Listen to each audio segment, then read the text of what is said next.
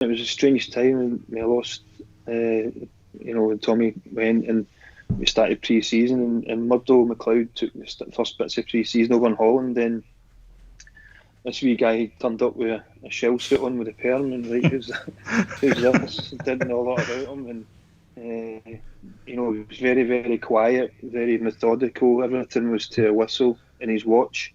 Your training, if you go for one extreme with Gaffer, with Tommy, to him, he was very relaxed, controlled. Even after matches, win or lose, he never had it out in the dressing room. He just kind of left it there, and you started thinking about your own performance on Saturday and Sunday, and come back on Monday, then go again. He was very, very calm. But I actually liked him. You never knew where you stood with him until he picked his team on a Saturday.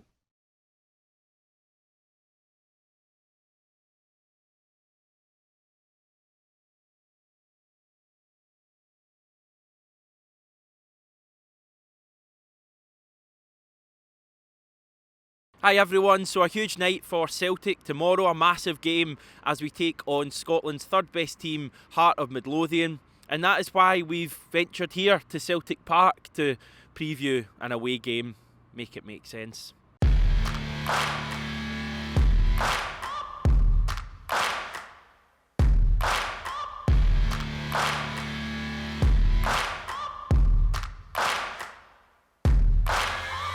Searching for greatness in a sea of the dying and shameless, a sea of the aimless. I don't want to be one of the nameless. I'ma wake up with the mindset. Actually, just before we get on to the roundup, I was very kindly invited on to the Celtic Exchange podcast this week.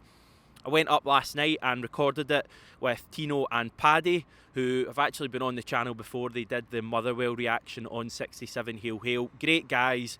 Really, really impressive setup there. They've got people doing jobs that I didn't even know existed. The sound quality is great. It's a proper studio they've got up there, as you can see there. And they also film the podcast as well. So they put it out as an audio podcast and also on YouTube. So I would genuinely urge you to give them a wee sub because their content is absolutely brilliant, and you have the very handy bonus of being able to hear and see this very handsome guy chatting about Celtic for around about an hour. I believe that video of the one we recorded last night should be up tomorrow at some stage, but the audio podcast is up now and I'll link that below in the description. But a great bunch of guys. Let's move on now. We've got less than a week to go in the transfer window, and Ange Postecoglou, that wonderful Aussie leader of ours, has failed to rule out any more Celtic signings this month. We've already had 5. 4 of them certainly will improve the team straight away. And Ange isn't ruling out the prospect of any more coming in between now and the 1st of February. Now, he gave quite an interesting interview to Celtic TV last night. He spoke about a range of issues. We'll get on to a couple of them. Ange said the club will stay alert and agile, a bit like my good self. He says there could still be some things that happen between now and the end of the window. Now, Mikey Johnson has recently been mentioned as a potential signing for Aberdeen. I know they did sign a Dutch winger yesterday, so we're not sure whether that's ruled out a move for Mikey Johnson or whether he'd actually be allowed to leave Celtic this month. Asazi Urhoghide is another player people have spoken about. I think Dundee were mentioned as a potential destination for him. It's gone a little bit quiet, but I would probably expect that to go through to either Dundee or another club before the end of the window. And also Adam Montgomery. Kilmarnock was the team that I heard were wanting him. I think we'll see Montgomery and Asazi Urhoghide leave between now and the end of the month. And I think we should be quite positive about the fact that Celtic are getting these players out and giving them game time. Ange also spoke about Matt O'Reilly. O'Reilly trained yesterday. He was ineligible for Saturday's game against Alloa due to his international clearance not going through in time. So that was the reason we didn't see him at all against Alloa. I think if he'd have been eligible to play, we would perhaps have seen him play maybe 10-15 minutes at the end and get a taste for it. Ange says that he's sure we'll see O'Reilly at some point over the next couple of games. Wee bit of a spoiler for what's to come with the predicted 11, but I think we're going to see O'Reilly start tomorrow at Tynecastle. I'm feeling pretty vindicated as well in calling for Celtic to sign another creative midfielder when the Riley McGree stuff died down and didn't happen, I still felt we needed someone else, and I think that's been proven by the unfortunate injuries that we've had happen to us since. Imagine we hadn't signed Matt O'Reilly. Imagine we hadn't signed Rio Hatate. We'd be going into Tynecastle with really, really limited options in the midfield in terms of creativity. You'd probably be looking at a midfield of Nir Beaton, James McCarthy and Ismaila Soro, which we obviously don't even want to think about what that would be like. So I think Matt O'Reilly will start tomorrow, and it's going to be a big occasion for him. I feel like he's got all the characteristics you would look at for someone to come in straight and hit the ground running. I think he's, got a decent physique. He'll be match sharp. He's been playing lately, and he's been playing in a league that is very similar to Scottish football. He's not coming from across the globe. He's not even coming from, mainland Europe. He's coming to a league that will be very similar in playing style to what he's used to. And sometimes just throwing a player in for his debut, especially at Tynecastle, as history has told us, can work out quite well. So hoping he starts and very excited about that. Leo Connor, he is away permanently. It's been announced. A little bit of a surprise maybe with the timing of this one. He's signed for Tranmere Rovers, where he is on loan this season. He was on loan there last season as well. The timing couldn't have been either better or worse, I'm not quite sure. We did a video into Leo Connor and Ross Doohan and also Scott Robertson at Crewe last week, but Leo Connor isn't a Celtic player anymore. He's signed permanently for Tranmere, and yeah, little bit disappointing overall the way his time went at Celtic. He came with high hopes from Manchester United. I think he'd captained their youth team, and it just hasn't worked out for him at Celtic. Now let's move on and get the scoop on Heart of Midlothian ahead of tomorrow night's game at Tynecastle. Now, I will admit, finding a sound Hearts fan wasn't the easiest task we've ever done in the channel, but I think I just managed. Robert Borthwick of The Television, a view from the terrace, Hearts TV as well. How are you? I'm good, mate. I'm good. How are you? Brilliant. It's good to have you on. Going across the kind of Celtic Hearts divide, it's much appreciated. How are you feeling about this one tomorrow night? Quietly excited. Hearts are all right. For the first time in ages, Hearts are actually all right at football. And I think that the games so far this season, not the League Cup game, you've absolutely cuffed us, but the two league games have been quite interesting battles. I think, just a single goal in both of them. Hearts winning the first one, Celtic winning the second. And Hearts have got some exciting players who are playing well just now. So from a Hearts perspective, it's never a free hit against Celtic. You always want to beat them, but it's there's a sense of excitement just now. We're not running away with third place, but 8 points ahead of Motherwell. I think 10 points ahead of Hibs. So yeah, things are all right. Are you back to liking Robbie Neilson then? I always liked him. I was a Robbie Neilson mark. Honestly, the whole time. See, when fans were flying that stupid plane above the stadium and stuff like that, it was nonsense. Robbie Neilson, I don't know the exact stat, right? So apologies if this is wrong, but he's managed Hearts for, I think it's 72 weeks in the top flight, and of those 72 weeks, Hearts have been in the top 3 for 68 of them or something. He's a very, very good manager with Hearts. He never falls below a certain level as Hearts manager. He maybe doesn't always play the sexiest football. His Derby record maybe isn't the best, which I think a lot of people hold against him. But otherwise, he gets results and he gets Hearts high up the table, and that's all you want. Yeah, certainly having a good season. As you say, 8 points clear in third place. People forget Hearts were a promoted team this season. It's very easy to forget that. Good chance of European group stage football as well next season, depending on the cup winner, of course. Have you been surprised by how good Hearts have been this season?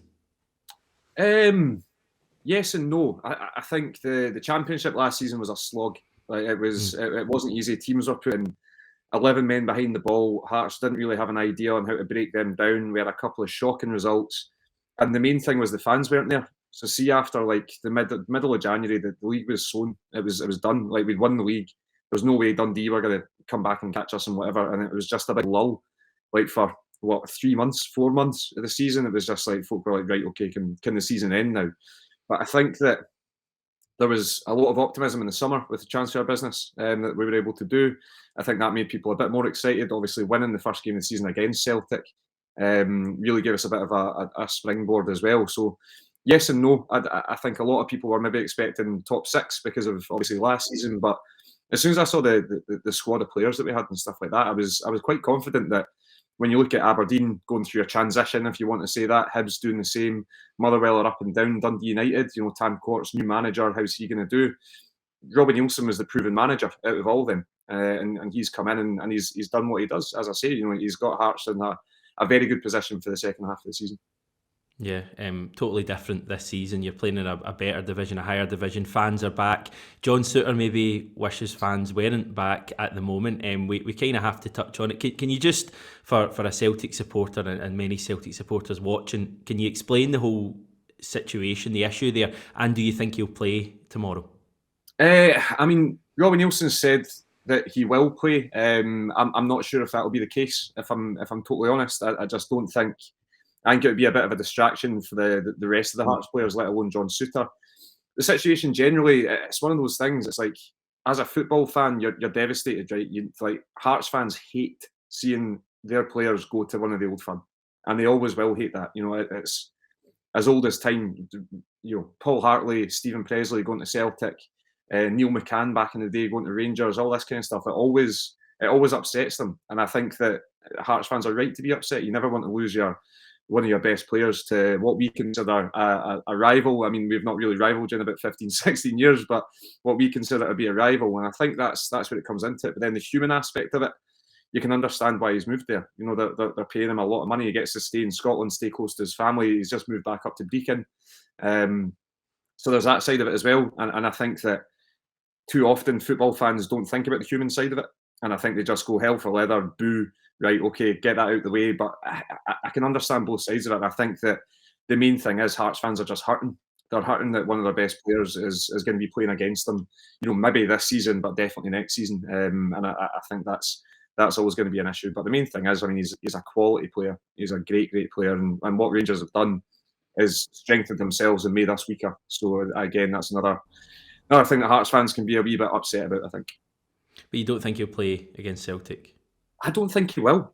I know Robbie Neilson said that he will and all that kind of stuff. And, he's in the squad. He's still training. No transfer is imminent or anything like that. I personally feel it would be like too much of a distraction. As I say, not just for John Souttar, but for the players. The rest of the guys in that team, listening to their own player getting booed by all four corners of the stadium, it doesn't help anyone. And I think that, this is going to sound like a bitter Hearts fan, which is like, oh, we didn't like him anyway.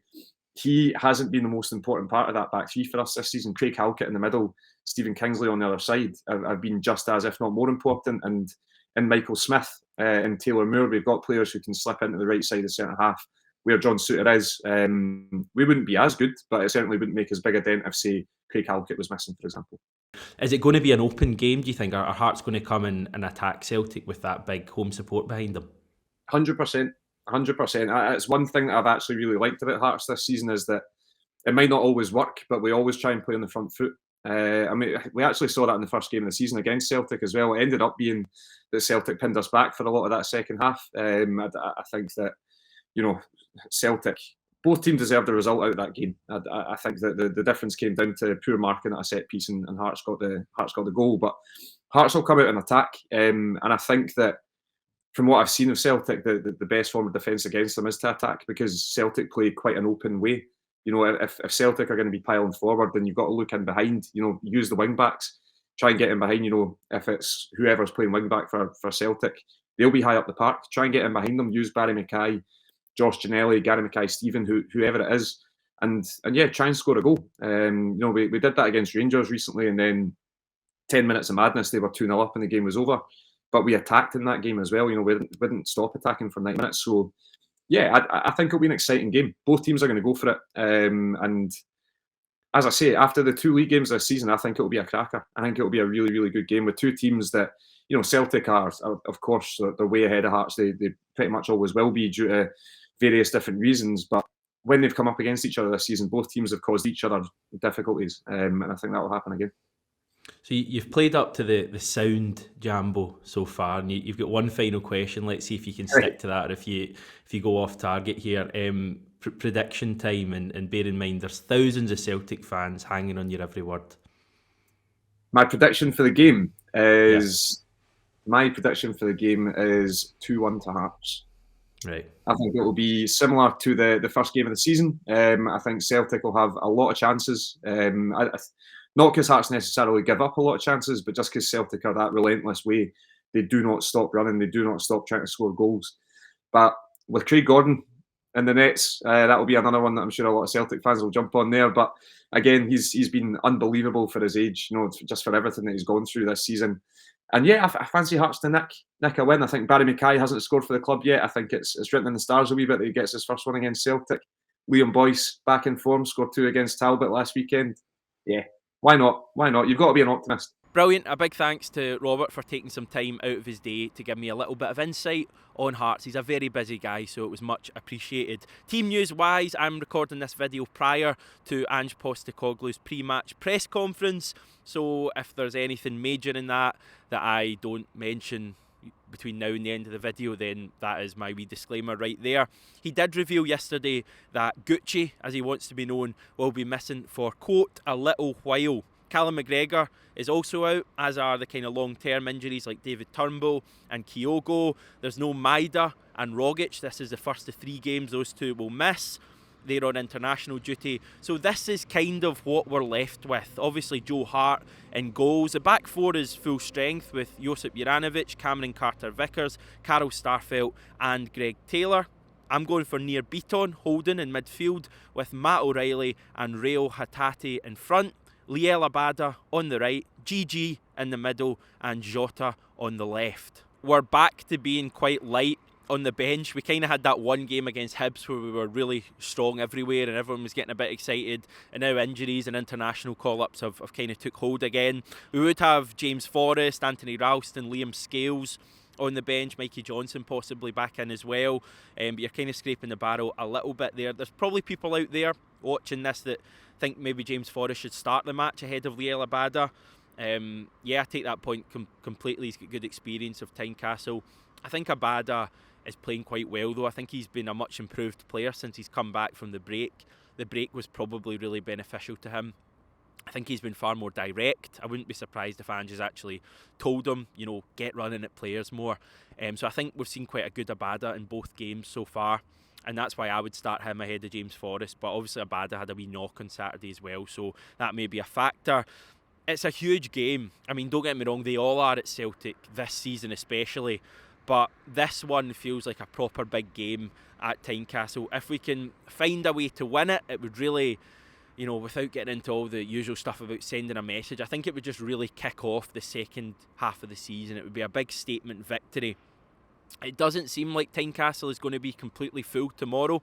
There's been a lot of chat about Hearts reducing our away allocation and then not selling the tickets in that section. So it seems like there's going to be some empty tickets in the stand to the left as the TV cameras will look. But there'll still be a decent number of Celtic fans in there, and as we know, they will make a lot of noise. We'll have a live reaction for you tomorrow night after the big game. Let's hope we're looking back at a mighty 3 points. It's going to be a good one.